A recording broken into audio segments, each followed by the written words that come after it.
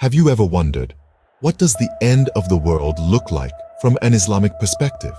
Welcome, dear listeners, to a journey through a fascinating narrative that unfolds in the Islamic eschatological tradition.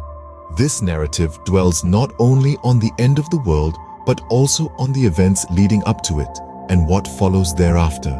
In Islam, the belief in the Day of Judgment forms one of the 6 pillars of faith. It's a day when the world as we know it will cease to exist and a new reality will take its place. Our journey begins with the appearance of minor signs. These signs, as described in the Islamic tradition, are social, moral, and physical changes that will occur in the world. They include things like widespread injustice, the breakdown of family ties, and an increase in natural disasters. The major signs, on the other hand, are cataclysmic events that will signal the imminent end of the world.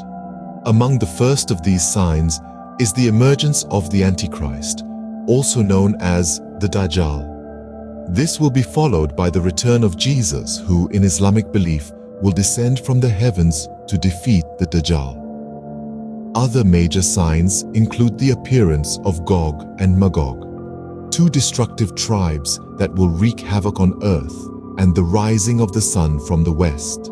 The final sign will be a divine trumpet blast, signaling the end of the world and the beginning of the Day of Judgment. On this day, all beings will be resurrected for judgment. Every individual will have to account for their deeds, good and bad. The scales of justice will be set, and based on the weight of their good deeds against their bad, individuals will either enter paradise or hell.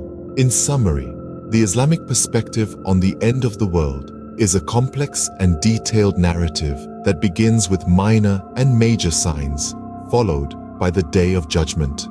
The belief in this day and the events leading up to it serve to remind believers of the transient nature of this world and the eternal reality of the hereafter.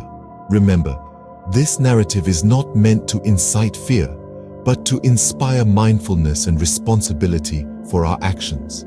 It's a reminder that while we live our lives in this world, we should not forget about the world that awaits us. Thank you for joining in this enlightening journey through the Islamic eschatological tradition. Until next time, keep pondering the mysteries of the universe.